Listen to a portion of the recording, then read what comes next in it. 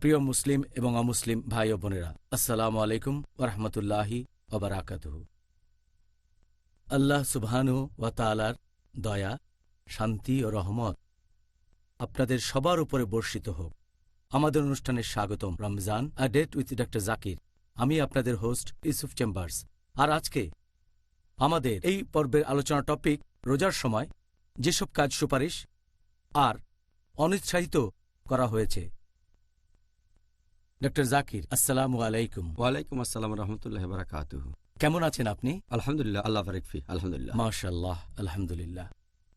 আজকের টপিক এটা বেশ গুরুত্বপূর্ণ বিষয়। সত্যি বলতে আমাদের অনুষ্ঠানে ৩২টা টপিক, ইনশাআল্লাহ এর সবগুলোই খুব গুরুত্বপূর্ণ হবে ইনশাআল্লাহ।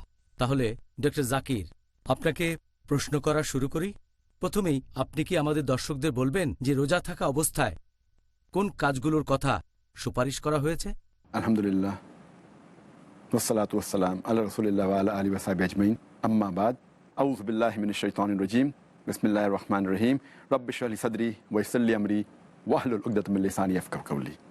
সাধারণত যে কাজগুলো অন্য সময়েও সুপারিশ করা হয়েছে, রমজান মাসেও সেগুলো সুপারিশ করা হয়েছে। তবে সেগুলো বাদে যে কাজে রোজা ভাঙে, কিছু কিছু কাজ সুপারিশ করেছেন আমাদের প্রিয় নবী, বিশেষ করে রমজান মাসে। আর কিছু কাজ রমজান মাসে বেশি করে করতে বলেছেন। এরকম অনেক কাজই আছে, আমি যতগুলো পারি এখানে বলছি। প্রথমটা হচ্ছে সাহরি করা। সাহরিকে আমরা অবহেলা করব না। দ্বিতীয়টা হচ্ছে যতটা দেরিতে সম্ভব সাহরি করা, ভোর হওয়ার ঠিক আগ মুহূর্তে। তৃতীয় হচ্ছে যত তাড়াতাড়ি সম্ভব ইফতার করে ফেলা, সূর্যাস্তের ঠিক পরপরই করে ফেলা। চতুর্থ হচ্ছে ইফতারের সময় পানি আর খেজুর খাওয়া। পঞ্চম হচ্ছে ইফতার করার পরে কিছু নির্দিষ্ট দোয়া পড়া। এরপর ৬ নম্বর, যখন ইফতার করবেন অন্যদেরকেও আমন্ত্রণ জানাবেন, বিশেষ করে গরিব লোকদের। এগুলো নিয়ে আমরা আগামীকাল আলোচনা করব। নবী আরও কিছু কাজের কথা বলেছেন আমাদের। ১ নম্বর, আমরা রমজান মাসে যতটা সম্ভব ভালো কাজ করার চেষ্টা করব। ২ নম্বর, রমজান মাসে বেশি করে পরোপকার করব। ৩ নম্বর, যদি কেউ আপনাকে উস্কানি দেয় আপনি রেগে যাবেন না, তখন বলবেন আমি রোজা আছি, রোজা আছি। ৪ নম্বর, আমরা মেসওয়াক করব, অর্থাৎ দাঁতন। ৫ নম্বর, যদি সম্ভব হয় আমরা রমজান মাসে উমরা করব। ৬ নম্বর, যতদূর সম্ভব ধর্ম সম্পর্কে জ্ঞান অর্জন করব, অনুবাদ সহ পবিত্র কোরআন পড়ব, সহিহ হাদিস পড়ব, ইসলামিক বই পড়ব। ৭ নম্বর হচ্ছে যতটা পারি ইসলামিক অনুষ্ঠানে অংশগ্রহণ করব, লেকচার, সেমিনার, যাতে ইসলাম সম্পর্কে জানতে পারি। নাম্বার ৮, আমরা তখন দেখব ইসলামিক অনুষ্ঠান, হতে পারে কোনো ভিডিও, বিভিন্ন ইসলামিক ক্যাসেট, বিভিন্ন বিশেষজ্ঞের লেকচার শুনব, যাতে করে ইসলামিক জ্ঞান আমাদের বাড়ে। ৯ নম্বর, এ সময় আমরা আনন্দে থাকার চেষ্টা করব, মন খারাপ করে থাকব না। ১০ নম্বর, অন্যদের সাথে ভালো ব্যবহার করব। ১১ নম্বর, আমরা পরিবারের সবার সাথে ভালো ব্যবহার করব। ১২ নম্বর, আমরা এই সময় কাজ করব বেশ ভাবনা চিন্তা করে। তারপর ১৩ নম্বর, যে আমরা এই সময় চেষ্টা করব মানুষের বিভিন্ন অন্যায় আর অপরাধ ক্ষমা করে দিতে। এছাড়াও আমাদের নবী কিছু কাজের কথা বলেছেন, সেগুলো নিয়ে আমরা পরবর্তীতে আলোচনা করব। যেমন ধরেন নবী বলেছেন যে রমজান মাসে তোমরা চেষ্টা করবে ৫ ওয়াক্ত নামাজি জামাতে গিয়ে পড়ার জন্য, যতদূর সম্ভব মসজিদে নামাজ পড়বে। ২ নম্বর, এ সময় আমরা বেশি করে সুন্নত আর নফল নামাজ পড়ব। ৩ নম্বর, এ সময় আমরা বেশি করে আল্লাহ তাআলার কাছে দোয়া করব। ৪ নম্বর, আমরা আল্লাহর কাছে ক্ষমা প্রার্থনা করব, কারণ এই রমজান মাস হচ্ছে ক্ষমার মাস। ৫ নম্বর, বেশি করে পবিত্র কোরআন তেলাওয়াত করব। ৬ নম্বর, আমরা তারাবির নামাজ পড়ব। ৭ নম্বর, বিশেষ করে রমজানের শেষ ১০ দিন কিয়ামুল লাইল আদায় করব। ৮ নম্বর হচ্ছে আমরা ইতিকাফ করব, যদি সম্ভব হয় শেষ ১০ দিন। আর ৯ নম্বর, আমরা যাকাত দেব যদি না দিয়ে থাকি। ১০ নম্বর, সেটা হচ্ছে আমরা নিজেদের উন্নয়নের চেষ্টা করব যতটা সম্ভব হয়। ১১ নম্বর, লাইলাতুল কদরকে খুঁজব। নাম্বার ১২, মুসলিম ভাইদের ইসলাহ দেব। ১৩ নম্বর, অমুসলিম ভাই বোনদের দাওয়া দেব। এই হলো সংক্ষেপে আমাদের কাজগুলো, যেগুলো রমজান মাসে করার জন্য সুপারিশ করা হয়েছে। সুবহানাল্লাহ, আমাদেরকে অনেক কাজের কথা আলোচনা করতে হবে। আমি আশা করছি আর আল্লাহ তাআলার কাছে দোয়া করছি এই আলোচনায় দর্শকরাও যেন উপকৃত হতে পারেন, পাশাপাশি আমরাও ইনশাআল্লাহ। সবাই যেন উপকার পেতে পারি। প্রথম 6 কাজ নিয়ে আগামীকাল আলোচনা করব, যার টপিক সেহরি ও ইফতার, ইনশাআল্লাহ। যাতে করে পর্বটা উপভোগ্য হয়। তারপর আপনি একেবারে শেষ যে 13টা কাজের কথা বললেন, সেগুলো নিয়েও আমরা আগামী পর্বগুলোতে আলোচনা করব। 9 রোজা থেকে শুরু করে 22 রোজার মধ্যে আপনি মাঝখানে যে 13টা কাজের কথা বললেন, আমরা এখন সেই কাজগুলো নিয়ে আলোচনা করব আমাদের এই পর্বে। তাহলে ডাক্তার জাকির, আজকে আমরা প্রথমেই যে কাজটা নিয়ে আলোচনা করব সেটা হচ্ছে পবিত্র রমজান মাসের প্রেক্ষাপটে পরোপকার বলতে আপনি ঠিক কি বোঝাবেন, আর এই মাসে মুসলিমদেরকে কোন ধরনের পরোপকার করতে পরামর্শ দেবেন? মানুষের উচিত সারা জীবনে পরোপকার করা, তবে রমজান মাসে আমরা পরোপকারের সর্বোচ্চ চূড়ায় উঠব। আর একজন মানুষ বিভিন্ন উপায়ে পরোপকারী হতে পারে। যেমন ধরেন, পরোপকারের কথা বললে মানুষ ভাবে যে মানুষকে টাকা দিয়ে সাহায্য করতে হবে, তবে এটা পরোপকার করার মতো একমাত্র কাজ না। এটা হলো পরোপকারের একটা অংশ, মানুষকে টাকা দিয়ে সাহায্য করা। পরোপকারের অন্য একটা উপায় হচ্ছে যদি জ্ঞান বিতরণ করেন, যদি কাউকে সঠিক পথে পরিচালিত করেন, তাহলে সেটাও এক ধরনের পরোপকার। জ্ঞান দিয়ে সাহায্য করতে পারেন। এছাড়াও আপনি পরোপকার করতে পারেন শারীরিক শক্তি দিয়ে সাহায্য করে, কোনো কাজ করে দিলেন অথবা কিছু তুলে দিলেন, এই কাজটাও পরোপকার। যে কাজটা ভালো সেটাই আসলে পরোপকার। যেমন ধরেন, আপনি একটা চাকরি করছেন আর সেখানে একটা ভালো অবস্থানে আছেন, হয়তো কাউকে সাহায্য করতে পারেন, তার চাহিদাগুলো পূরণ করতে পারেন, এই কাজটাও এক ধরনের পরোপকার। তাহলে এই সব কাজই পরোপকারের মধ্যে পড়ে। আর আমাদের নবী মোহাম্মদ সাল্লাল্লাহু আলাইহি সাল্লামের একটা হাদিস বলছে, এটার উল্লেখ আছে সহিহ বুখারীতে, খণ্ড নম্বর 1, এটা আছে বুক অব রেভেলেশনে, হাদিস নম্বর 5। এখানে বলা হয়েছে যে মোহাম্মদ সাল্লাল্লাহু আলাইহি সাল্লাম তিনি হলেন পৃথিবীর মধ্যে সবচেয়ে পরোপকারী। আর এই পবিত্র রমজান মাসে পরোপকারের সর্বোচ্চ চূড়ায় থাকবেন তিনি। ফেরেশতা জিবরাইল আলাইহিস সালাম রমজান মাসে নবীর কাছে আসতেন, তাকে কোরআন পড়ে শোনাতেন। আর বলা হয়েছে যে নবী মোহাম্মদ সাল্লাল্লাহু আলাইহি সাল্লাম তিনি প্রচণ্ড বেগে চলমান বাতাসের চেয়েও পরোপকারী বেশি, পরোপকারের সর্বোচ্চ চূড়ায়। এছাড়া নবী মোহাম্মদ সাল্লাল্লাহু আলাইহি সাল্লাম বলেছেন, এটার উল্লেখ আছে তিরমিজিতে, হাদিস নাম্বার 3233, সেখানে বলা হয়েছে যে বেহেশতে এমন কিছু ঘর থাকবে যেগুলোর ভেতরটা তোমরা বাইরে থেকে দেখতে পাবে আর ভেতর থেকে বাইরেটা দেখবে। এই ঘরগুলো তৈরি করা হবে তাদের জন্য যারা পরোপকারী, যারা গরিবদের সাহায্য করে, যারা রোজা রাখে নিয়মিতভাবে আর রাতের বেলায় নামাজ পড়ে। তাহলে এই মানুষগুলোর জন্য বেহেশতে কিছু স্পেশাল ঘর থাকবে। এছাড়াও আরেকটা হাদিস, সহিহ হাদিস, এটার উল্লেখ আছে ইবনে মাজাহ, হাদিস নাম্বার 1746। নবী মোহাম্মদ সাল্লাল্লাহু আলাইহি সাল্লাম বলেছেন যে যদি কেউ কোনো রোজদার লোককে খাবার দেয়, তাহলে যে লোক খাবার খাইয়েছে সে ওই রোজদারের রোজা রাখার যে সওয়াব পাবে, একই সওয়াব সেও পাবে। সেজন্য আমরাও মানুষকে উৎসাহিত করব অন্যদের খাওয়ানোর জন্য। এই সবগুলো কাজই আসলে পরোপকার। সুবহানাল্লাহ। আমি আল্লাহর কাছে দোয়া করছি আমরা যেন পরোপকারের দিক থেকে রাসূল সাল্লাল্লাহু আলাইহি সাল্লামের কাছাকাছি যেতে পারি, ইনশাআল্লাহ। তো ডাক্তার জাকির, এই পবিত্র রমজান মাস এটা হলো ক্ষমার মাস, আর আল্লাহ আমাদেরকে সুপারিশ করেছেন এই মাসে আমরা যেন একে অপরকে ক্ষমা করে দিই। আপনি কি এই ব্যাপারে বিস্তারিত বলবেন? রমজান হচ্ছে ক্ষমার মাস, আর এই মাসে আমরা আল্লাহ তাআলার কাছে ক্ষমা চাইব। আর আল্লাহ তাআলা আমাদের নির্দেশ দিয়েছেন যে আমরাও অন্যদের ক্ষমা করে দেব। পবিত্র কোরআনে এরকম অনেক আয়াত আছে যেখানে এই ব্যাপারে বিস্তারিত বলা হয়েছে। যেমন সূরা আলে ইমরান অধ্যায় 3 আয়াত 134, আল্লাহ তাআলা বলেছেন যে তোমরা ক্ষমা করো, আল্লাহ তাদের পছন্দ করেন যারা সৎ কাজ করে। তার মানে যারা ক্ষমা করে আল্লাহ তাদের পছন্দ করেন। পবিত্র কোরআনে সূরা আরফ অধ্যায় নম্বর 7 আয়াত 199 যে তোমরা ক্ষমা করো আর সৎ কাজের নির্দেশ দাও এবং তাদেরকে এড়িয়ে চলো যারা অজ্ঞ। এরপর আল্লাহ বলেছেন সূরা নূর অধ্যায় নম্বর 24 আয়াত নম্বর 22, আল্লাহ বলেছেন যে তোমরা ক্ষমা করো। তোমরা কি চাও না আল্লাহ তোমাদের ক্ষমা করুন? আল্লাহ তাআলা ক্ষমাশীল এবং পরম দয়ালু।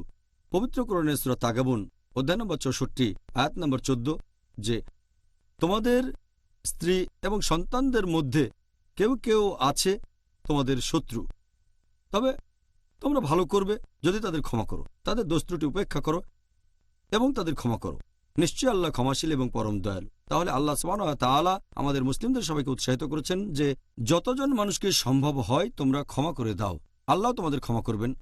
আর এই ক্ষমার ব্যাপারে নবীগণের জীবনী থেকে আমরা শ্রেষ্ঠ উদাহরণগুলো পাই। একটা হলো একজন নবী ইউসুফ আলাইহিস সালামের জীবনের ঘটনা। আমরা জানি যে ইউসুফ আলাইহিস সালাম তার 10 জন সৎ ভাই তার বিরুদ্ধে ষড়যন্ত্র করল, তাকে মেরে ফেলতে চাইল, কিন্তু আল্লাহ তাআলা তার জীবন বাঁচালেন। পরবর্তীতে তিনি হলেন মিশরের গভর্নর। একসময় যখন সব ভাইয়ের জীবন তার হাতের মুঠোয়, কোরআনে আছে যে তিনি বললেন তাদের উদ্দেশ্যে, সূরা ইউসুফ অধ্যায় নম্বর 12 আয়াত নম্বর 92, তিনি বললেন যে আজ তোমাদের বিরুদ্ধে আমার কোনো অভিযোগ নেই, আর আল্লাহ তোমাদের ক্ষমা করুন, তিনি শ্রেষ্ঠ দয়ালু। তার মানে ইউসুফ আলাইহিস সালাম তার ভাইদের ক্ষমা করে দিলেন আর বললেন আল্লাহ দয়ালু। এছাড়া আমাদের শেষ নবী মুহাম্মদ সাল্লাল্লাহু আলাইহি সাল্লামের জীবনে আমরা ক্ষমার অনন্য দৃষ্টান্ত দেখি। যখন মক্কা বিজয় করলেন, সেখানকার মুশরিকরা, মক্কার মূর্তি পূজারীরা তার আত্মীয়দের মেরে ফেলেছে, তার চাচাকে মেরেছে, এছাড়াও অনেক সাহাবীকেও মেরেছে, কিন্তু যখন তিনি সম্পূর্ণ জিতে গেলেন তখন তাদেরকে ক্ষমা করে দিলেন। আল্লাহ পবিত্র কোরআনে বলেছেন, সূরা আহজাব অধ্যায় নম্বর 33 আয়াত নম্বর 21, নিশ্চয়ই রাসূলুল্লাহর মধ্যে তোমরা দেখবে উত্তম আদর্শের দৃষ্টান্ত। এরপর পবিত্র কোরআনে সূরা ফুসিলাত অধ্যায় নম্বর 41 আয়াত নম্বর 34 আল্লাহ বলেছেন যে মন্দকে প্রতিহত করা উৎকৃষ্ট দিয়ে। তুমি হয়তো জানো না, যে লোকটার মনের মধ্যে শুধু তোমার প্রতি ঘৃণা আছে, তুমি দেখবে সে তোমার খুব অন্তরঙ্গ বন্ধু হয়ে গেছে। তার মানে খারাপ কাজকে প্রতিহত করবেন ভালো কাজ দিয়ে, এটাই সবচেয়ে ভালো। আল্লাহ এটা আবার বলছেন সূরা শুরা অধ্যায় নম্বর 42 আয়াত নম্বর 37। আল্লাহ এখানে তাদের কথা বলছেন যারা পরকালে বেহেশতে যাবে। তারা হলো সেই লোকগুলো যারা অশ্লীল কাজ পরিহার করে আর পরিহার করে গুরুতর পাপ, এবং রেগে গেলে তারা ক্ষমা করে দেয়। তাহলে পবিত্র কোরআনের বিভিন্ন আয়াতের মাধ্যমে আল্লাহ তাআলা মানুষ জাতিকে নির্দেশ দিচ্ছেন যে তোমরা অন্যদের ক্ষমা করে দেবে। জাযাকাল্লাহ খায়ের। ডক্টর জাকির, এভাবে বিস্তারিত বলার জন্য আপনাকে অনেক ধন্যবাদ।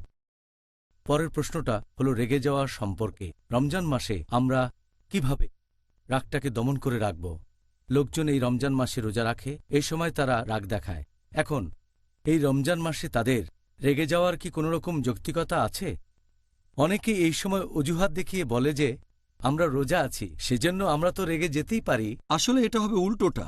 যদি কেউ রোজা থাকে সে তখন রেগে যাবে না, কারণ আল্লাহ পবিত্র কোরআনে বলেছেন সূরা বাকারা অধ্যায় নম্বর 2 আয়াত 183 যে তোমাদের জন্য সিয়ামের বিধান দেওয়া হলো যেমন বিধান দেওয়া হয়েছিল তোমাদের পূর্ববর্তীগণকে, যাতে করে শিখতে পারো আত্মসংযম। বলা হয়েছে লা আল্লাকুম তাত্তাকুন, যাতে শিখতে পারো আত্মনিয়ন্ত্রণ। তাহলে আপনি রোজা রাখছেন এজন্য যাতে রেগে না যান আপনি। ঠিক উল্টোটা, এটা কোনো অজুহাত হতে পারে না যে আমার ক্ষুধা লেগেছে, খুব ক্লান্তি লাগছে, তাই রেগে আছি। আসলে ঠিক উল্টোটা। আমাদের নবী মুহাম্মদ সাল্লাল্লাহু আলাইহি ওয়াসাল্লাম বলেছেন, এই সহিহ হাদিসটার উল্লেখ আছে সহিহ বুখারীতে খণ্ড নম্বর 3 বুক অব ফাস্টিং হাদিস নম্বর 1904। আমাদের প্রিয় নবী বলেছেন যে রোজা হচ্ছে ঢাল। এ সময় কোনো অশ্লীল কথা বলবে না, কাউকে ধমক দিয়ে কথা বলবে না, আর যদি কেউ তোমার সাথে ঝগড়া করে অথবা উস্কানিমূলক কথা বলে অথবা তোমাকে রাগিয়ে দিতে চায়, তুমি তখন বলবে আমি রোজা আছি, আমি রোজা আছি। এই হাদিসটা আরও একবার আছে, এটাও আছে সহিহ বুখারীতে খণ্ড নম্বর 3 বুক অব ফাস্টিং হাদিস নম্বর 1894। আমাদের প্রিয় নবী বলেছেন কেউ উস্কানিমূলক কথা বললে তুমি বলবে আমি রোজা আছি, আমি রোজা আছি। এই হাদিসটা সহিহ মুসলিমেও আছে, অনেক জায়গায় আছে। আমাদের নবী মুহাম্মদ সাল্লাল্লাহু আলাইহি ওয়াসাল্লাম বলেছেন, এটা আছে সহিহ বুখারীতে খণ্ড নম্বর 8 বুক অব ম্যানার্স হাদিস নম্বর 6114। আমাদের নবী বলেছেন যে সেই লোক সবচেয়ে শক্তিশালী নয় যে গায়ের জোরে আরেকজনকে হারিয়ে দেয়। যে গায়ের জোরে আরেকজনকে হারিয়ে দেয় সে সবচেয়ে শক্তিশালী নয়, বরং সবচেয়ে শক্তিশালী হলো সেই লোক যে কারো উপর রেগে যাওয়ার পরও তাকে ক্ষমা করে দেয়, যে রাগ কন্ট্রোল করে। তাহলে রোজা আমাদের পথ দেখিয়ে দেয় কিভাবে নিজেকে নিয়ন্ত্রণ করতে হবে, আর এই রোজা আসলে এক ধরনের ট্রেনিং যে কিভাবে নিজের রাগকে নিয়ন্ত্রণ করবেন। সুবহানাল্লাহ। আমরা যদি রোজা রেখে আমাদের রাগটাকে কন্ট্রোল করতে পারি তাহলে অন্য সময় সেটা পারবো ইনশাআল্লাহ। ডক্টর জাকির, এবারে আপনাকে যে প্রশ্নটা করতে চাই উমরা করা প্রসঙ্গে। এই পবিত্র রমজান মাসে আপনি কি এই রমজান মাসের উমরা সম্পর্কে কোনো রকম উপদেশ দেবেন? রমজান মাসে মক্কায় গিয়ে উমরা করার কথা যদি বলতে হয়, নবী এটার কথা বলেছেন। তিনি সাহাবীগণকে উৎসাহ দিয়ে বলেছেন যে তোমরা পবিত্র রমজান মাসে উমরা করবে। আমাদের নবী মুহাম্মদ সাল্লাল্লাহু আলাইহি ওয়াসাল্লাম বলেছেন, এটার উল্লেখ আছে সহিহ বুখারী খণ্ড নম্বর 3 বুক অব উমরা হাদিস নম্বর 1782। নবী বলেছেন, যদি কেউ রমজান মাসে উমরা করে সেটা হবে হজ পালনের সমান। তার মানে আপনি যদি রমজান মাসে উমরা করে থাকেন রমজানের যে কোনো দিনে শুরু থেকে শেষ পর্যন্ত, তাহলে সেটা হবে হজ পালনের সমান। তাহলে এই রহমতের মাসে উমরা করা তো খুব ভালো একটা কাজ। ডক্টর জাকির, অনেক মানুষেরই ভুল ধারণা আছে যে রমজান মাসে রোজা অবস্থায় মেসওয়াক করাকে অনুৎসাহিত করা হয়েছে। এ ব্যাপারে আপনি কি একটু বিস্তারিত বলবেন? অনেক মুসলিম আছেন যারা ভাবেন যে রোজা থেকে মেসওয়াক করা এটা মাকরু। এটার ভিত্তি হচ্ছে একটা হাদিস, এটার কথা আগেও বলেছি। সহিহ বুখারী খণ্ড নম্বর 3 বুক অব ফাস্টিং হাদিস নম্বর 1904 এবং 1894। নবী মুহাম্মদ সাল্লাল্লাহু আলাইহি ওয়াসাল্লাম বলেছেন, আল্লাহর নামে বলছি, যার হাতে রয়েছে মুহাম্মদের রূহ, রোজাদারের মুখের গন্ধ আল্লাহ তাআলার কাছে কস্তুরীর ঘ্রাণের চেয়েও মিষ্টি। এটা শুনে অনেকে মনে করে যদি মেসওয়াক ব্যবহার করেন তাহলে রোজদারের মুখে সাধারণত যে দুর্গন্ধ থাকে সেটা আর থাকবে না, সেজন্য আল্লাহ তাকে পছন্দ করবেন না। এটার উপর ভিত্তি করে তারা মনে করে যে এটা মাকরু। আমাদের এখানে বুঝতে হবে, যখন কেউ মেসওয়াক ব্যবহার করে বা দাঁতন, এটা রোজদারের মুখের সেই দুর্গন্ধ দূর করতে পারে না। তাহলে যখন মেসওয়াক ব্যবহার করছেন, এটা দাঁতের গামকে ম্যাসাজ করে, আর দাঁতের ফাঁকে খাবারের কণা আটকে থাকলে সেটা বের করে ফেলে। অনেকটা টুথব্রাশের মতোই রোজদারের মুখে দুর্গন্ধটা আসে পাকস্থলী থেকে, কারণ পেটে কোনো খাবার যায় না, সেখান থেকে দুর্গন্ধটা আসে। মেসওয়াক এটা বন্ধ করতে পারে না। এছাড়া আমাদের নবী মুহাম্মদ সাল্লাল্লাহু আলাইহি ওয়াসাল্লাম বলেছেন, এটা আছে সহিহ বুখারী খণ্ড নম্বর 2 হাদিস নম্বর 887। আমাদের নবী বলেছেন যে যদি আমার উম্মার জন্য এটা কঠিন না হয়ে যেত তাহলে আমি প্রত্যেক নামাজের আগে মেসওয়াক করা বাধ্যতামূলক করে দিতাম। যেমন ওযু আবশ্যিক, নবী বলেছেন এটা যদি কঠিন না হতো আমার উম্মার জন্য তাহলে আমি প্রত্যেক নামাজের আগে মেসওয়াক করাটা বাধ্যতামূলক করতাম। তাহলে এই কাজটা নবী আমাদের করতে বলেছেন। রোজার সময় মেসওয়াক বাদ দিলে সে কথা বলতেন, যেমন তিনি বলেছেন ওজুর সময় নাকে পানি নেয়ার ব্যাপারে। হাদিসটা আছে আবু দাউদে খণ্ড নাম্বার 2 হাদিস নাম্বার 2360। আমাদের প্রিয় নবী বলেছেন যে ওজু করার সময় তোমরা প্রচুর পানি দিয়ে নাক পরিষ্কার করবে, শুধু রোজার সময় বাদে। তার মানে অনেক পানি দিয়ে নাক পরিষ্কার করাটা ভালো, তবে রোজার সময়টা বেশি পানি নেবেন না, কারণ সেক্ষেত্রে পানি গলায় চলে যেতে পারে, পেটেও যাবে। মেসওয়াকের ব্যাপারে এমন কোনো সমস্যা থাকলে নবী সেটা বলতেন যে তোমরা মেসওয়াক ব্যবহার করতে পারো, তবে রোজার সময়টা বাদে। তাহলে মেসওয়াক ব্যবহার করাটা হচ্ছে সুন্নত, এটা সুপারিশ করা হয়েছে, এটা মুস্তাহাব, আমরা এটা করব, আর এর জন্য ইনশাআল্লাহ পুরস্কার পাবো। ডক্টর জাকির, এই আশীর্বাদের রমজান মাসে আমরা কিভাবে জ্ঞান আহরণ করতে পারি? জ্ঞান আহরণ খুব ভালো কাজ। বিশেষ করে এই রমজান মাসে মানুষ বিভিন্ন উপায়ে জ্ঞান আহরণ করতে পারে। কোরআন পড়তে পারেন, রমজানের সময় কোরআন শরীফ পড়া মুস্তাহাব, আর পাশাপাশি কোরআনের অনুবাদও পড়বেন। এরপর আরও পড়বেন আমাদের নবীর হাদিস, আর যতখানি সম্ভব সেই বইগুলো পড়বেন যেগুলো সহিহ। আমাদের নবীর সহিহ হাদিস সবচেয়ে ভালো হচ্ছে কুতুবুস সিত্তা, এই বইগুলোই হচ্ছে সবচেয়ে ভালো, যেমন বুখারী, মুসলিম, সুনান তিরমিজি, সুনান আবু দাউদ, সুনান নিসাই, ইবনে মাজাহ, এগুলো কুতুবুস সিত্তা সবচেয়ে ভালো। সময় কম থাকলে অন্তত প্রথম দুটো হাদিসের বইগুলো পড়েন, তার মানে সহিহ বুখারী আর সহিহ মুসলিম। যদি সময় কম থাকে তাহলে সহিহ মুসলিমের ছোট সংস্করণ পড়েন, অথবা সহিহ বুখারীর ছোট সংস্করণ, অথবা পড়তে পারেন মুত্তাফিক আলাইহি, যে হাদিসগুলো বুখারী আর মুসলিমের মধ্যে কমন। এছাড়া আমাদের নবীর জীবন কাহিনী পড়তে পারেন। ইংরেজি ভাষায় নবীর জীবন কাহিনীর উপর সবচেয়ে সেরা বই রাহিক আল মাকতুম, দ্য সিল্ড নেকটার, এটা নবীর জীবন নিয়ে কথা বলছে। এরপর নবীর জীবন নিয়ে আরেকটা বই মুহাম্মদ সাল্লাল্লাহু আলাইহি ওয়াসাল্লামের জীবনী লিখেছেন তাহিয়া আল ইসমাইল, এটাও ভালো বই। আমরা জ্ঞান আহরণ করতে পারি বিভিন্ন রকম অনুষ্ঠানে অংশগ্রহণ করে। বিভিন্ন ইসলামিক অনুষ্ঠানে যাব, লেকচার শুনব, সেমিনারে যাব, এতে আমাদের জ্ঞান বাড়বে। এছাড়া ভিডিও ক্যাসেট দেখতে পারেন, ইসলামিক লেকচার, ইসলামিক অনুষ্ঠান শুনতে পারেন অডিও ক্যাসেট। তারপর ইন্টারনেটে যেতে পারেন, ইসলামিক ওয়েবসাইটগুলোতে যান, বিভিন্ন ইসলামিক ওয়েবসাইট। এভাবে আমরা বিভিন্ন উপায়ে জ্ঞান আহরণ করতে পারি। আর রমজান মাসে আমরা এভাবে জ্ঞান আহরণ করে আমাদের সময় ব্যয় করতে পারি। অবশ্যই এতে আমাদের উপকার হবে, পাশাপাশি অনেক পুরস্কারও পাবো ইনশাআল্লাহ। ইনশাআল্লাহ। আপনি যে বইগুলোর কথা বললেন সেগুলো নিশ্চয়ই বেশ কয়েকটা ভাষাতেই পাওয়া যাবে, আর আমাদের মুসলিম ভাই বোনেরা পুরো পৃথিবী জুড়েই এই বইগুলো থেকে জ্ঞান আহরণ করতে পারবেন। ডক্টর জাকির, হুসনে সুলুক এই শব্দটার অর্থ আসলে কি, আর পরিবারের সাথে ভালো ব্যবহার বলতে কি বোঝানো হয়েছে? এই পবিত্র রমজান মাসে মানুষ সাধারণত অজুহাত দেয় যে সে রোজা আছে, সে ক্লান্ত হয়ে যায়, এ সময় তাদের ক্ষুধা লাগে, তাই গোমড়া মুখে বসে থাকে।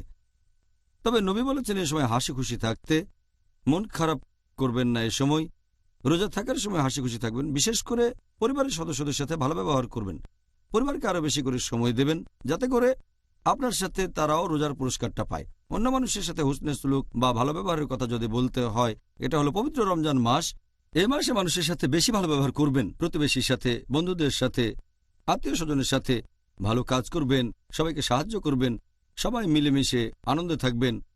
আর এটা ছাড়াও আমরা আরও করব তাফাক্কুর, রমজান মাসের প্ল্যান করে রাখব যাতে সর্বোচ্চ পুরস্কারটা পেতে পারি।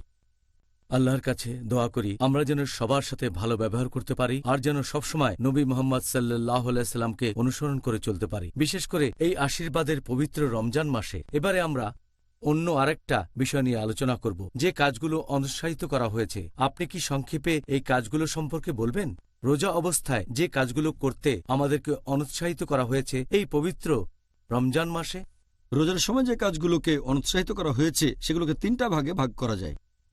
প্রথমটা হচ্ছে সেই কাজগুলো যেগুলো রোজার বিভিন্ন সুন্নতের বিরুদ্ধে যায়। দ্বিতীয়টা রোজায় যে কাজগুলোকে অনুৎসাহিত করা হয়েছে আর যেগুলো বছরের অন্য সময়ও নিষিদ্ধ।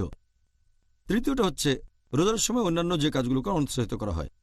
জাকির, আপনি কি সেই কাজগুলোর কথা বলবেন যেগুলোকে অনুৎসাহিত করা হয়েছে, একই সাথে রোজার সুন্নতেরও বিরুদ্ধে যায়? যে কাজগুলো নবীর সুন্নতের বিরুদ্ধে যায়, আমি আগে কিছু সুপারিশ করা কাজের কথা বলেছি, এটা তার বিপরীত। যেমন 1 নাম্বার, আমরা শব্দ করে নিয়ত করব না। রোজা থাকার সময় নিয়তটা আমরা শব্দ করে বলবো না। 2 নাম্বার হচ্ছে আমরা অতিরিক্ত খাওয়া দাওয়া কখনোই করব না, ইফতারের সময় বা রাতের বেলায়। 3 নাম্বার, আমরা রেগে যাব না। 4 নাম্বার পয়েন্ট হচ্ছে লোকজন তারাবি পড়ে খুব তাড়াতাড়ি করে, একটু ধীরে পড়তে হবে। এরপর পয়েন্ট নাম্বার 5 হচ্ছে ইতিকাফের সময় আমরা গল্প গুজব করব না। এবার আমাদের সেই কাজগুলো সম্পর্কে বলেন যেগুলো রমজান বাদে অন্য সময়েও নিষিদ্ধ। এখন আমরা সেইগুলো সম্পর্কে জানতে চাই। যে কাজগুলো এমনিতেও নিষিদ্ধ আর বিশেষ করে রমজান মাসের সময়ও কাজগুলো নিষিদ্ধ, সেগুলোর মধ্যে আড়ালে নিন্দা করা, কুৎসারটানো 1 নাম্বার, এটা খুব বড় গুনাহ। 2 নাম্বার হচ্ছে মিথ্যে কথা বলা। 3 নাম্বার হচ্ছে কাউকে গালমন্দ করা। 4 নাম্বার অশ্লীল কথা বলা। 5 নাম্বার হচ্ছে অহেতুক ঘুরে বেড়ানো আর আড্ডা দেয়া। 6 নাম্বার হচ্ছে মিথ্যে কাজ। নাম্বার 7 হচ্ছে শোনা কোনো অনইসলামিক গান আর মিউজিক। 8 নাম্বার হচ্ছে টেলিভিশনে অনইসলামিক বিভিন্ন অনুষ্ঠান দেখা, সিনেমা দেখা। 9 নাম্বার হচ্ছে অনইসলামিক ম্যাগাজিন পড়া আর অনইসলামিক বই পড়া। 10 নাম্বার হচ্ছে অনইসলামিক ওয়েবসাইটগুলোতে যাওয়া। 11 নাম্বার হচ্ছে খাবার নষ্ট করা। আর 12 নাম্বার হচ্ছে অহেতুক বেশি খরচ করা, অপব্যয় করা। ড জাকির, এই রমজান মাসে যে রোজা রেখেও জিহ্বাকে সংযত রাখে না, তার উদ্দেশ্যে আপনি কি বলবেন? জিহ্বাকে সংযত রাখতে হবে, কারণ অনেক সময় আমরা দেখি যে জিহ্বার কারণে মানুষের যতটা ক্ষতি হয় অন্য কোনো অঙ্গ প্রত্যঙ্গ অতটা পারে না। এই জিভের ব্যাপারে আমাদের সাবধান থাকতে হবে। আমাদের নবী মুহাম্মদ সাল্লাল্লাহু আলাইহি সাল্লাম বলেছেন, এ প্রসঙ্গে অনেক হাদিস, সহিহ হাদিস আছে। এটার উল্লেখ আছে মুসান্নাফ ইবনে আবি শাইবা, খণ্ড নম্বর 5, বুক অব ম্যানার্স, হাদিস নাম্বার 26,490। ইবনে মাসুদ রাদিয়াল্লাহু আনহু তিনি বলেছেন যে আল্লাহর কসম, দারুণভাবে সংযত জিহ্বার চেয়ে কাম্য বন্ধু আর কিছুই নেই। একই কথা বলা হয়েছে পরের হাদিসে, মুসান্নাফ ইবনে আবি শাইবা, খণ্ড নম্বর 5, বুক অব ম্যানার্স, হাদিস নাম্বার 26,491। হযরত আবু বকর রাদিয়াল্লাহু আনহু নিজের জিহ্বা ধরে বললেন যে এই জিনিসটাই আমাকে আজকের অবস্থানে নিয়ে এসেছে। তার মানে তিনি জিহ্বার ব্যাপারে সাবধান ছিলেন, সেজন্যই উঁচু অবস্থানে গেছেন। আর পবিত্র কোরআনেও বেশ কিছু আয়াত আছে। আল্লাহ বলেছেন সূরা কাফ, অধ্যায় নম্বর 50, আয়াত নম্বর 18, মানুষ যে কথাই উচ্চারণ করুক তার জন্য তৎপর প্রহরী তার কাছেই আছে। তার মানে আপনি যে কথাই বলেন না কেন, ফেরেশতাগণ সেটা লিখে রাখেন। এরপর বলা হয়েছে পবিত্র কোরআনে সূরা ইসরা, অধ্যায় নম্বর 17, আয়াত নম্বর 53, আল্লাহ বলেছেন, আমার বান্দাদের বলো তারা সেই কথাগুলোই বলবে যা সবচেয়ে ভালো, আর শয়তান অনেক সময় আমার বান্দাদের মধ্যে বিভেদ সৃষ্টি করে, উস্কানি দেয়। শয়তান হচ্ছে তোমাদের জন্য প্রকাশ্য শত্রু। আল্লাহ আমাদের কোরআনের মাধ্যমে নির্দেশ দিয়েছেন জিহ্বা ব্যবহার করার সময় তোমরা সাবধান থাকবে। আমাদের প্রিয় নবী মুহাম্মদ সাল্লাল্লাহু আলাইহি সাল্লাম বলেছেন, এই হাদিসটা উল্লেখ করা হয়েছে সহিহ বুখারীতে, খণ্ড নাম্বার 8, হাদিস নাম্বার 6484। আমাদের নবী মুহাম্মদ সাল্লাল্লাহু আলাইহি সাল্লাম বলেছেন যে একজন মুসলিম আরেকজন মুসলিমকে তার হাত অথবা জিহ্বা দিয়ে আঘাত করবে না। মুসলিম হলো সেই লোক যে অন্য মুসলিমকে আঘাত করবে না হাত বা জিহ্বা দিয়ে। আমাদের নবী মুহাম্মদ সাল্লাল্লাহু আলাইহি সাল্লাম আরও বলেছেন, এটা উল্লেখ করা হয়েছে সহিহ বুখারীতে, খণ্ড নম্বর 8, হাদিস নাম্বার 6474। আমাদের প্রিয় নবী বলেছেন, যদি কেউ এই নিশ্চয়তা দিতে পারে যে সে তার মুখের কথাকে সংযত রাখবে, অর্থাৎ জিহ্বার কথা, এছাড়াও নিজের গোপন অঙ্গকে সংযত করে রাখবে, তাকে বেহেশতের নিশ্চয়তা দেওয়া হবে। যে ব্যক্তি নিশ্চিত করতে পারবে যে নিজের জিহ্বার গোপন অঙ্গকে সংযত রাখবে, তাকে বেহেশতের নিশ্চয়তা দেওয়া হবে। এরপর আমাদের নবী আরও বলেছেন, এটা হচ্ছে সহিহ বুখারীতে, খণ্ড নম্বর 8, হাদিস নাম্বার 6475। নবী বলেছেন যে লোক আল্লাহ এবং শেষ বিচারের দিনে বিশ্বাস করে সে হয় ভালো কথা বলবে অথবা চুপ করে থাকবে। তার মানে যখন মুখ খুলবেন ভালো কথা বলবেন অথবা চুপ থাকবেন। আর নবী আরও বলেছেন, এটা আছে সহিহ বুখারীর কয়েকটা হাদিসে, খণ্ড নম্বর 3, বুক অব ফাস্টিং, হাদিস নম্বর 1894 এবং 1904, যে রোজা হচ্ছে ঢাল। রোজা আমাদের পাপ থেকে রক্ষা করে আর আমাদের আত্মনিয়ন্ত্রণ শেখায়, আর সেজন্য আমরা জিহ্বাকে সংযত রাখবো, এটাই সবচেয়ে ভালো। ধন্যবাদ ডক্টর জাকির। আর আমার মনে হয় এই কাজটা আমাদের সবসময় করা উচিত, শুধু রমজান মাসে নয়। এবারের প্রশ্নটাও গুরুত্বপূর্ণ, রোজা রেখে মিথ্যা বলা, মিথ্যা কাজ করা। আমি জানতে চাচ্ছি যে এই রমজান মাসে কেউ যদি রোজা রেখে এভাবে মিথ্যা কথা বলে তার ক্ষেত্রে কি হবে? যদি কেউ মিথ্যে কথা বলে বা মিথ্যে কাজ করে রমজান মাসে, আমাদের নবী মুহাম্মদ সাল্লাল্লাহু আলাইহি সাল্লাম বলেছেন, এটা আছে সহিহ বুখারীতে, খণ্ড নম্বর 3, বুক অব ফাস্টিং, হাদিস নম্বর 1903, যদি কেউ তার মিথ্যে কাজ আর মিথ্যে কথাগুলো বাদ না দিয়ে থাকে তাহলে তার পানাহার থেকে বিরত থাকাতে আল্লাহ সুবহানাহু ওয়া তাআলার কোনো প্রয়োজন নেই। যদি কেউ মিথ্যে কাজ করে আর অনবরত মিথ্যে কথা বলে যায়, তার পানাহার থেকে বিরত থাকায় আল্লাহর প্রয়োজন নেই।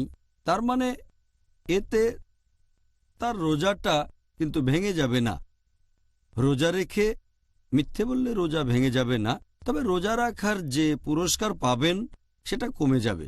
যদি কোনো গুনাহ করে থাকেন, কোন মিথ্যে বলেন, তাহলে তখন রোজা থাকার যে পুরস্কারটা পেতেন সেটা কমে যাবে, বাতিলও হয়ে যেতে পারে। আমাদের প্রিয় নবী মুহাম্মদ সাল্লাল্লাহু আলাইহি সাল্লাম আরও বলেছেন, এটার উল্লেখ আছে ইবনে মাজাহ, খণ্ড নম্বর 3, বুক অব ফাস্টিং, হাদিস নাম্বার 1690।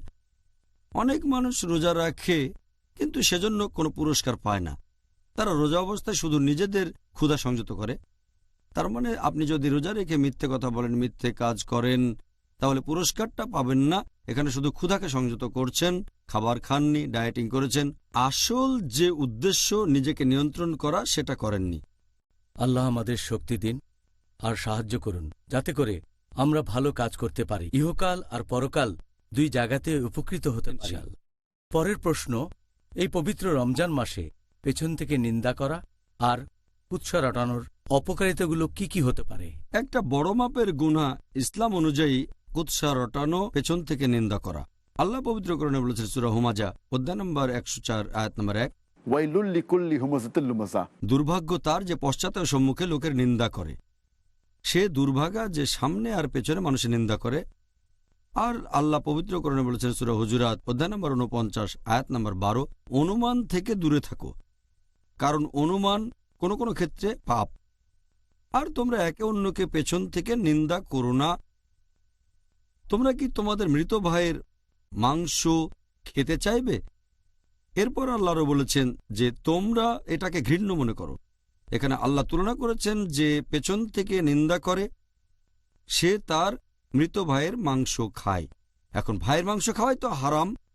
এখানে আরো বলা হয়েছে মৃত ভাইয়ের মাংস। মৃত কারো মাংস খাওয়া হারাম, তাহলে পেছন থেকে নিন্দা করা 2 গুণ পাপ। শুধু ভাইয়ের মাংস খাওয়াই না, এটা মৃত ভাইয়ের মাংস খাওয়া, তাহলে এটা খুব বড় গুনাহ।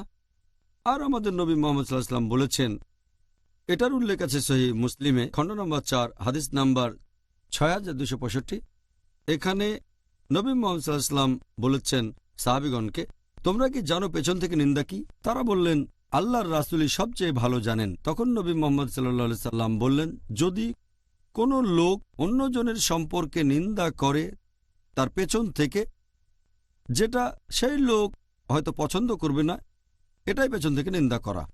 কারো পেছন থেকে তার সম্পর্কে বলছি যা সে পছন্দ করবে না, এটাই পেছন থেকে নিন্দা করা। সেখানে একজন সাহাবা প্রশ্ন করলেন যে, হে রাসূল, যদি পেছন থেকে বলা কথাটা সত্যি হয়, যার নিন্দা করা হচ্ছে তার যদি সেই দোষটা থাকে, নবী তখন বললেন, যদি তোমার কথা সত্যি হয় যে নিন্দা সত্যি, তাহলে এটা পেছন থেকে নিন্দা করা, তা না হলে হবে মিথ্যে অপবাদ।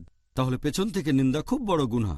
আরেকটা সহিহ হাদিস, এটা আছে সুনান আবু দাউদ খণ্ড নম্বর 3 বুক অব ম্যানার্স হাদিস নাম্বার 4857। হযরত আয়েশা রাদিয়াল্লাহু আনহা, আমাদের নবীর স্ত্রী, নবীর কাছে সাফিয়ার কথা বলছেন। বলতে গিয়ে তিনি বললেন যে সে আকারে ছোটখাটো। নবী সাথে সাথে বললেন, তুমি যে কথাগুলো বললে, এই শব্দগুলো সাগরের পানিতে মিশলে সাগরের পানি নষ্ট হয়ে যেত। এরপর আরও আছে সুনান আবু দাউদে খণ্ড নম্বর 3 বুক অব ম্যানার্স হাদিস নাম্বার 4860। এখানে আনাস রাদিয়াল্লাহু আনহু বর্ণনা দিয়েছেন যে নবী মুহাম্মদ সাল্লাল্লাহু আলাইহি ওয়াসাল্লাম বলেছেন, যখন তিনি মিরাজে গেলেন তখন দেখলেন যে কিছু লোকের নখ তামা দিয়ে বানানো, তারা তাদের কপাল আর বুক চাপড়াচ্ছে। নবী জিজ্ঞেস করলেন যে এই লোকগুলো কারা? উত্তর পেলেন, এরা পেছন থেকে অন্যের নিন্দা করত। তার মানে পেছন থেকে নিন্দা করা খুব বড় গুনাহ। আর এই গুনাহ থেকে সবাইকে আমাদের সংযত থাকতে হবে। আমাদের অনেকে এটা না জেনে করে থাকে, তারা বুঝতে পারে না যে এটা খুব বড় গুনাহ, এটা থেকে বিরত থাকতে হবে। আর নবী আরও বলেছেন, এটার উল্লেখ আছে সহিহ বুখারীতে খণ্ড নম্বর 8 বুক অব ম্যানার্স হাদিস নাম্বার 6056, যে নিন্দা করে সে বেহেশতে যেতে পারবে না। এই হাদিসগুলো থেকে জানলাম আমরা সাবধান থাকবো, জিহ্বাকে সংযত রাখবো, বিশেষ করে পেছন থেকে নিন্দা আর কুৎসা রটানো থেকে। জাযাকাল্লাহ। আল্লাহ আমাদের সাহায্য করুন যাতে করে আমরা ভালো কাজ করতে পারি। আমাদের আজকের পর্বে আলোচনার টপিক রোজা অবস্থায় যেগুলো সুপারিশ আর নিরুৎসাহিত করা হয়েছে। ডক্টর জাকির, রোজার সময় যে কাজগুলো করতে অনুৎসাহিত করা হয়েছে সেগুলো এখনো আলোচনা করিনি। আপনি কি এখানে অন্যান্য কাজগুলির কথা বলবেন যেগুলোকে রমজান মাসে অনুৎসাহিত করা হয়েছে? রমজান মাসে অন্যান্য যে কাজগুলোকে অনুৎসাহিত করা হয়েছে সেগুলো হচ্ছে, অনেক মানুষ সারাদিন ধরে ঘুমায় কারণ সারা রাত জেগেছিল, শুধু নামাজ পড়ার সময়টায় ওঠে আবার ঘুমায়। রাতকে দিন আর দিনকে রাত বানিয়ে ফেলে। রোজা রাখার উদ্দেশ্য তো সেটা না। 2 নাম্বার, অনেক মানুষ অলস বসে থাকে, দিনের বেলায় কাজ করতে চায় না। 3 নাম্বার, রোজা রেখে অনেক লোকজন দিনের বেলায় সময় কাটাতে চায় খেলাধুলা করে, বিনোদনের মধ্যে। এই সময়টাতে এমন সব কাজ করবেন যেগুলো আমাদের নবীর সুন্নত। 4 নাম্বার, অনেকেই ইফতার পার্টি দেয় মানুষকে দেখানোর জন্য, আল্লাহ সুবহানাহু ওয়া তাআলার সন্তুষ্টির জন্য না। 5 নাম্বার, অনেকের বাসায় মহিলাদের বিভিন্ন রকম খাবার দাবার রান্না করতে বলে থাকে তারা সাহরি আর ইফতারের জন্য। এতে করে রমজানের সময়টায় বাসার মহিলারা তাদের বেশিরভাগ সময় কাটায় রান্নাঘরে বসে। সময় কাটানো উচিত ছিল আল্লাহ সুবহানাহু ওয়া তাআলার ইবাদত করে। নাম্বার 6, যে ভুলটা মানুষ করে থাকে সেটা হচ্ছে এ সময় তারা বাড়িঘর মেরামত করার কাজেই ব্যস্ত থাকে। রমজান মাসে তো আপনি ব্যস্ত থাকবেন আল্লাহ সুবহানাহু ওয়া তাআলার ইবাদত করে। 7 নাম্বার যে কাজ সেটা হচ্ছে, অনেক লোক সারা রাত জেগে থাকে আর আল্লাহ সুবহানাহু ওয়া তাআলার ইবাদত না করে তারা বিভিন্ন আনপ্রোডাক্টিভ কাজে ব্যস্ত থাকে। 8 নাম্বার হচ্ছে যে অনেক মানুষজন তারাবির নামাজ পড়ার পর গল্প গুজবে মেতে ওঠে, এটাও ঠিক না। এরপর 9 নাম্বার, অনেক মানুষজন এই সময় ব্যস্ত থাকে কেনাকাটা নিয়ে। তারা কি করে? সারা রাত ধরে কেনাকাটায় ব্যস্ত থাকে। 10 নাম্বার হচ্ছে যে তারা সারা রাত ধরে খাওয়া নিয়েই ব্যস্ত থাকে। 11 নাম্বার, অনেকেই রাতের বেলায় গল্প গুজব করে বেড়ায়, বাইরে ঘুরে বেড়ায়, আল্লাহ সুবহানাহু ওয়া তাআলার ইবাদত করে না। এরপর 12 নাম্বারটা হচ্ছে অনেকেই রমজান মাসের শেষ 10 দিনে অন্য সব কাজ বাদ দিয়ে ঈদের প্রস্তুতি নিতে থাকে, আল্লাহ সুবহানাহু ওয়া তাআলার ইবাদত করে না। এই কাজগুলোকে অনুৎসাহিত করা হয়েছে। আল্লাহ যেন আমাদের সামর্থ্য দেন যাতে করে আমরা এই পবিত্র রমজান মাসের সময়টাকে ভালোভাবে কাজে লাগাতে পারি। ডক্টর জাকির, এই আশীর্বাদের মাস রমজানে ধর্মীয় জ্ঞান, তার মানে ইসলামিক জ্ঞান অর্জন করার উপরে এত গুরুত্ব দেওয়া হয়েছে কেন? জ্ঞান আহরণের কথা যদি বলতে হয়, পবিত্র কোরআনে আল্লাহ মানুষের জন্য প্রথম যে নির্দেশটা দিয়েছেন সেটা নামাজ পড়া না, রোজা রাখা না, হজ পালন করা না, সেটা হচ্ছে ইকরা। আল্লাহ পবিত্র কোরআনে বলেছেন সূরা ইকরা বা সূরা আলাক অধ্যায় নম্বর 96 আয়াত নম্বর 1, ইকরা বিসমি রাব্বিকাল্লাযী খালাক খালাকাল ইনসানা মিন আলাক। আয়াত 1 ও 2 এর মানে পড়ো, পাঠ করো তোমার প্রভুর নামে যিনি সৃষ্টি করেছেন, যিনি মানুষকে সৃষ্টি করেছেন জোকের মতো ঝুলে থাকা বস্তু থেকে। তাহলে পবিত্র কোরআনে মানুষ জাতিকে সবার প্রথমে যে নির্দেশটা দেওয়া হয়েছে সেটা হচ্ছে পড়ো। এখানে শুধু পড়ার কথাই বলা হয়নি, বলা হয়েছে যে পড়ো তোমার প্রতিপালকের নামে। তার মানে পড়া গুরুত্বপূর্ণ, জ্ঞান আহরণ করা গুরুত্বপূর্ণ, তবে আল্লাহ সুবহানাহু ওয়া তাআলার জ্ঞান অর্জন করা, দিন সম্পর্কে জানা, সেটাও সবচেয়ে গুরুত্বপূর্ণ। আর আল্লাহ পবিত্র কোরআনে বলেছেন সূরা মুজাদ্দিলা অধ্যায় নম্বর 58 আয়াত নম্বর 11, বলা হয়েছে আল্লাহ সুবহানাহু ওয়া তাআলা সেই সব মানুষকে মর্যাদায় উন্নীত করবেন যারা ঈমান এনেছে এবং জ্ঞান আহরণ করেছে। পবিত্র কোরআনে সূরা বাকারা অধ্যায় নম্বর 2 আয়াত নম্বর 269, যে আল্লাহ সুবহানাহু ওয়া তাআলা যাকে ইচ্ছা হিকমত প্রদান করেন এবং যাকে হিকমত প্রদান করে থাকেন তাকে অনেক কল্যাণও তিনি দান করে থাকেন, এবং শুধু বোধসম্পন্নরাই শিক্ষা গ্রহণ করে। আমাদের প্রিয় নবী মুহাম্মদ সাল্লাল্লাহু আলাইহি ওয়াসাল্লাম তিনিও বলেছেন, উল্লেখ আছে সহিহ বুখারীতে খণ্ড নম্বর 1 হাদিস নম্বর 71, আমাদের নবী বলেছেন যে আল্লাহ সুবহানাহু ওয়া তাআলা যাদেরকে অনুগ্রহ করতে চান তাদেরকে তিনি ধর্মীয় জ্ঞানে এগিয়ে দেন, মানে তাদেরকে ধর্মীয় জ্ঞান দান করেন। তাহলে আল্লাহ যাদের সাহায্য করতে চান তাদেরকে তিনি ধর্ম সম্পর্কে জ্ঞান দান করে থাকেন। আমাদের নবী মুহাম্মদ সাল্লাল্লাহু আলাইহি ওয়াসাল্লাম বলেছেন, এটা আছে সহিহ মুসলিমে খণ্ড নম্বর 3 হাদিস নাম্বার 4005, আমাদের প্রিয় নবী বলেছেন যে যখন কোনো মানুষ মারা যায়, সে মারা গেলে তার সব কাজ শেষ হয়ে যায় শুধু 3টা কাজ বাদে। কেউ মারা গেলে তার সব ভালো কাজই শেষ হয়ে যায় শুধু 3টা কাজ বাদে। যে মানুষ অন্য মানুষকে কিছু দান করেছে, যে মানুষ জ্ঞান দান করেছে অন্য মানুষকে, আর যে মানুষের ধার্মিক সন্তানেরা আল্লাহর কাছে তার জন্য দোয়া করে। তার মানে কেউ মারা গেলে তার সব ভালো কাজ শেষ হয়ে যায় 3টা বাদে। যদি কেউ দাতব্য প্রতিষ্ঠান চালু করে, সাদকায়ে জারিয়া, যেখানে মানুষজনকে বিভিন্ন রকম সাহায্য সহযোগিতা দেওয়া হয় নিয়মিতভাবে, এটি সাদকায়ে জারিয়া। তারপর সে যদি অন্য কাউকে কিছু শিখিয়ে থাকে, আর সেই লোক যদি জ্ঞানটা শিখে নিয়ে তার নিজের কাজে লাগায়, ধর্মের কাজে, মানুষের সাহায্যের কাজে, এটাও টিকে থাকবে। আর শেষটা হচ্ছে ধার্মিক সন্তান যারা মৃত বাবা মার জন্য দোয়া করে। সেজন্য জ্ঞান খুবই গুরুত্বপূর্ণ। আর আল্লাহ পবিত্র কোরআনে বলেছেন সূরা নাহল অধ্যায় নম্বর 16 আয়াত নম্বর 43, আর সূরা আম্বিয়া অধ্যায় নম্বর 21 আয়াত নম্বর 7, ফাসআলু আহলে যিকরি ইন কুনতুম লা তা'লামুন।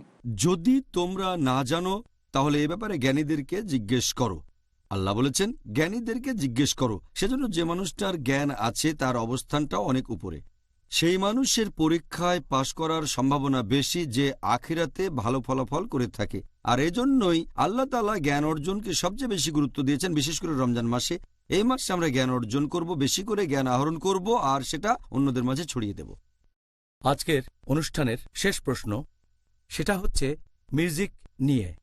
অনেক মুসলিমই মনে করে যে ইসলামে মিউজিকের অনুমতি আছে।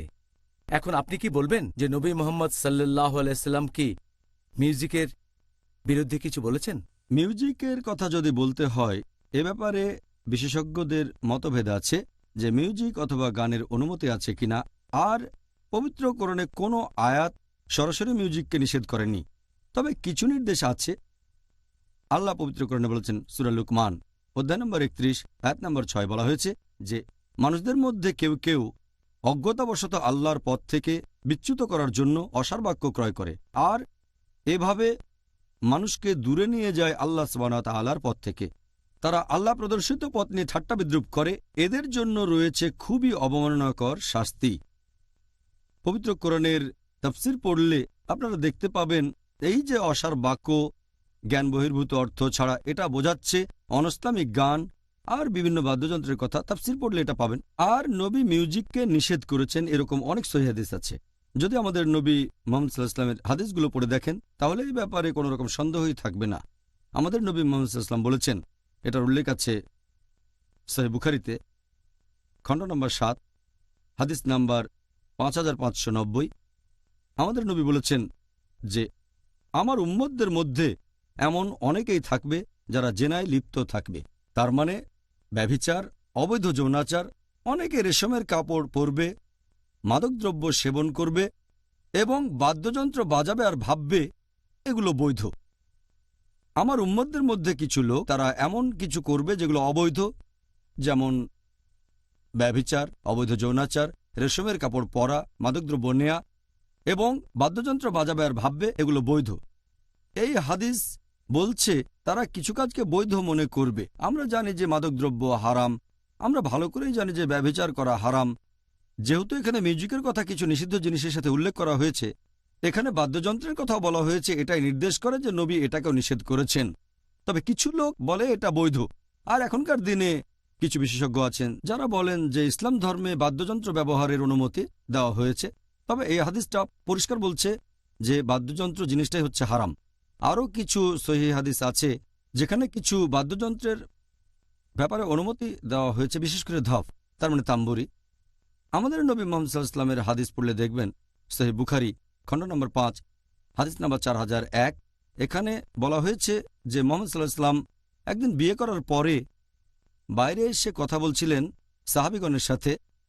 তখন ছোট ছোট দুটো মেয়ে বাজাচ্ছিল এই ধপ, তার মানে তাম্বুরি, আর তারা গানে গানে সাহাবীগণের প্রশংসা করছে কিভাবে অমুকের বাবা জিহাদ করেছেন। এরপর তারা নবীর প্রশংসা করতে লাগলো। নবী বললেন, আমার প্রশংসা করো না, আগে জায়গায় ছিল তাই গাও। তার মানে নবী সাল্লাল্লাহু আলাইহি সাল্লাম তাদের এই তাম্বুরি বা ধপ বাজাতে নিষেধ করেননি। এছাড়াও আরেকটা হাদিস আছে সহিহ বুখারীতে খণ্ড নম্বর 2 হাদিস নাম্বার 987 যে আমাদের নবী একদিন শুয়েছিলেন। এই হাদিসের বর্ণনা দিয়েছেন হযরত আয়েশা রাদিয়াল্লাহু আনহা। তিনি বলেছেন যে দুটো ছোট মেয়ে তাম্বুরি বাজাচ্ছিল আর গান গাচ্ছিল। তখন হযরত আবু বকর রাদিয়াল্লাহু আনহু, হযরত আয়েশা রাদিয়াল্লাহু আনহার বাবা, তিনি সেখানে এসে তাদের বললেন, বন্ধ করো। মুহাম্মদ সাল্লাল্লাহু আলাইহি ওয়াসাল্লাম তখন ঘরে শুয়েছিলেন। তিনি আবু বকর রাদিয়াল্লাহু আনহুকে বললেন, গান গাক ওরা, আজকের দিনটা তো ঈদের দিন, ওরা গান গাক। এছাড়া আরেকটা হাদিস আছে তিরমিজিতে হাদিস নাম্বার 3690। সেখানে আমাদের নবী সাল্লাল্লাহু আলাইহি ওয়াসাল্লাম বলেছেন যে একবার এক লোক নবীর কাছে এসে তাকে বলল, আমি আল্লাহ সুবহানাহু ওয়া তাআলার নামে শপথ করছি, যদি আপনি জিতে ফিরে আসেন তাহলে আমি গান গাইব, ধপ বাজাবো, আমি তখন তাম্বুরি বাজাবো। নবী বললেন, যদি শপথ করে থাকো তাহলে করবে, যদি শপথ না করে থাকো তাহলে করবে না। এই হাদিসটাও আমাদের বলছে বিভিন্ন ধরনের বাদ্যযন্ত্র আসলে হারাম, শুধুমাত্র ধপ, তার মানে তাম্বুরি বাদে। নবী কখনো কখনো এটার অনুমতি দিয়েছেন। ডক্টর জাকির, আজকের অনুষ্ঠানের শেষ প্রশ্নটার উত্তর দেওয়ার জন্য আপনাকে ধন্যবাদ। আশা করি অনুষ্ঠানটা দর্শকদের জন্য উপকারী, সবাই নতুন কিছু জানতে পেরেছেন। আজকে আমাদের টপিক ছিল রোজার সময় যেগুলো সুপারিশ আর যেগুলো অনুৎসাহিত করা হয়েছে। আপনাকে অনেক ধন্যবাদ ডক্টর জাকির, জাযাকাল্লাহ খাইরান। ওয়াইয়াকুম। ভাই ও বোনেরা, আমি আল্লাহ তাআলার কাছে দোয়া করছি আপনারা সকলে যেন রোজার এই নিয়মগুলোর শিক্ষা গ্রহণ করে আপনাদের জীবনে প্রয়োগ করতে পারেন। আমিও আজকে ডাক্তার জাকিরের কয়েকটা সুন্দর পরামর্শ গ্রহণ করেছি। তাহলে আগামীকাল আমাদের আবারও দেখা হবে একই সময়ে, আর সেদিন আলোচনার টপিক হবে সেহরি এবং ইফতার। আসসালামু আলাইকুম ওয়া রাহমাতুল্লাহি ওয়া বারাকাতুহু।